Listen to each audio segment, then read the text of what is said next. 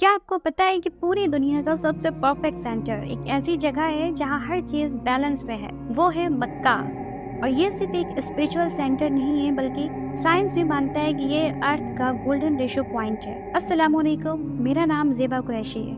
لیکن سوال یہ اٹھتا ہے کہ کیا یہ سب اتفاق ہے یا پھر مکہ کا چناؤ اللہ کا ایک ایسا راستہ جو آج کے دور کا سائنس بھی تسلیم کرنے لگا ہے۔ سب سے پہلے یہ سمجھنا ضروری ہے کہ گولڈن ریشو ہوتا کیا ہے۔ سائنس کے مطابق گولڈن ریشو ایک میتھمیٹیکل کانسیپٹ ہے جس کا نمبر ہے 1.618۔ یہ ریشو ہر اس جگہ ملتا ہے جہاں بیوٹی، ہارمونی اور پرفیکشن ہوتی ہے، جیسے ہیومن فیس، سی شیلز، پیرامڈز اور گیلیکسیز۔ اس ریشو کا استعمال آج بھی آرکیٹیکچر، آرٹ اور نیچر کو سمجھنے کے لیے ہوتا ہے۔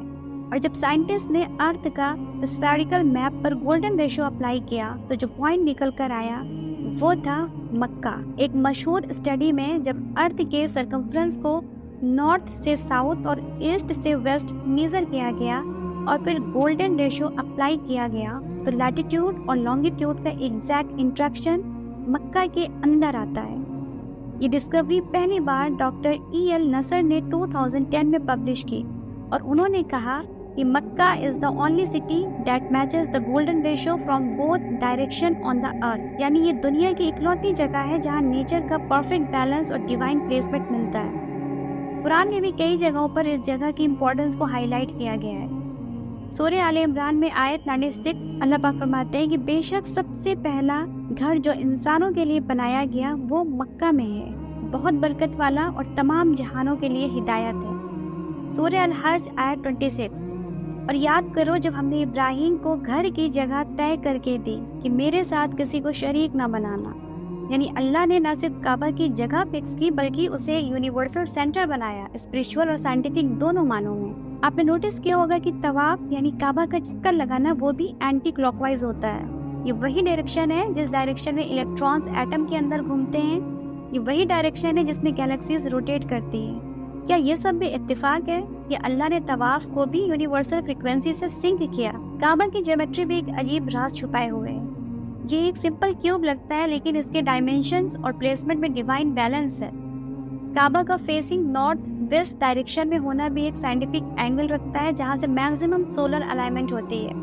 اور جب قرآن کے اندر بار بار کہا گیا ہے کہ ہم نے اس کتاب میں ہر چیز کا ذکر کیا ہے، تو کیا اس کا مطلب یہ بھی ہو سکتا ہے کہ قرآن میں سائنٹیفک پیٹرنز بھی انکوڈڈ ہیں؟ اگر آپ گوگل ارتھ پر خود چیک کریں تو آپ پائیں گے کہ اگر آپ گولڈن ریشو فارمولا 1.618 کے حساب سے دنیا کے کانٹیننٹ کو میزر کریں تو مکہ وہی پرفیکٹ گولڈن کٹ پوائنٹ پر آتا ہے۔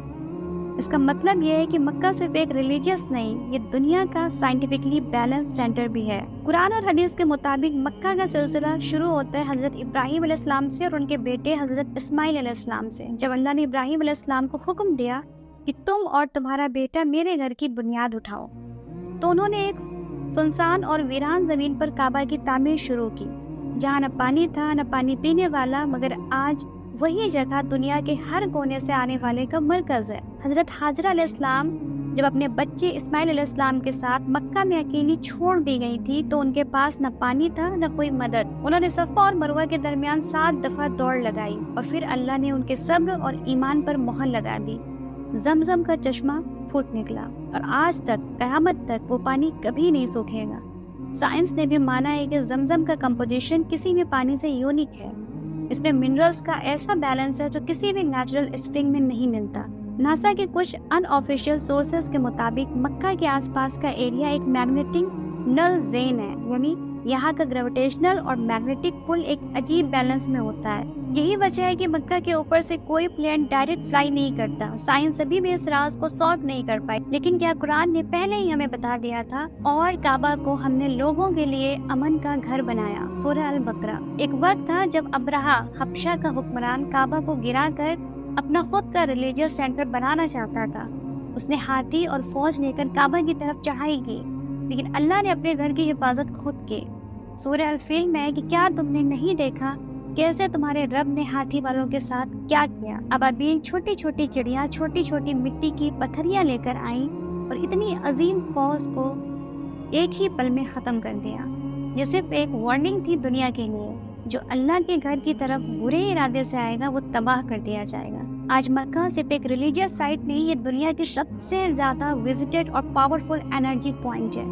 ہر سال ملینز آف مسلم یہاں آتے ہیں اور ہر کسی کو ایک ایسی فیلنگ ہوتی ہے جو ورڈز میں بیان نہیں ہو سکتی۔ ہارٹ بیٹ تیز، آنکھوں میں آنسو اور روح کا سکون، یہ سب وہی محسوس کرتا ہے جو مکہ پہنچتا ہے۔ ایک عجیب سی گریوٹی ہے اس جگہ میں جس نے صرف لوگوں کے جسم کو نہیں ان کے دل کو کھینچ لیا ہے۔ تو کیا آپ بھی سوچ رہے ہیں کہ مکہ صرف ایک جگہ ہے، یا اب آپ سمجھ گئے ہیں کہ یہ ایک دنیا کا اسپرچول، فزیکل اور سائنٹیفک سینٹر ہے؟ اللہ نے اپنے گھر کو صرف عبادت کے لیے نہیں بنایا، بلکہ ہر دور، ہر قوم اور ہر علم کو یہ کہنے کے لیے کہ یہ وہی ہے جو سچ ہے۔ آپ کو جان کر حیرانی ہوگی کہ کوئی نان مسلم جو مکہ کے آس پاس سے بھی گزرتے ہیں ان کو بھی ایک اسپرچول پل محسوس ہوتی ہے۔ ایک کرسچن ٹورسٹ نے کہا، I was not allowed to enter Makkah, but even standing miles away, I felt something powerful, like a call I could not explain۔ ایک اور جاپانیز سائنٹسٹ مکہ کے کوارڈینیٹس پر ریسرچ کرتے وقت اسلام قبول کر گیا کیونکہ اس نے دیکھا کہ مکہ کا پوائنٹ سن، مون اور ارتھ کے ایگزیکٹ نیچرل سائیکلز کے سینٹر میں آتا ہے۔ یہ کوئی کو انسیڈنس نہیں ہو سکتا۔ مکہ صرف ایک سٹی نہیں ہے، یہ اللہ کا وعدہ ہے انسانیت کے ساتھ، ایک پروف ہے ہدایت کا اور ایک چیلنج ہے ان لوگوں کے لیے جو صرف سائنس پر یقین رکھتے ہیں۔ سورہ الحج میں ہے کہ اور جس نے اللہ کے گھر کی حرمت کی اس نے اپنے رب کے نزدیک عزت پائی۔ اگر آپ کو لگتا ہے کہ یہ ویڈیو صرف ایک علم کا سورس تھا تو پلیز کمنٹ میں لکھیں مکہ دا سینٹر آف ٹروتھ۔ ویڈیو پسند آئی ہو تو لائک کیجیے، شیئر کیجیے، سبسکرائب کیجیے اور کمنٹ میں اپنی رائے ضرور دیں۔ ملتے ہیں نیکسٹ ویڈیو میں۔ اللہ حافظ۔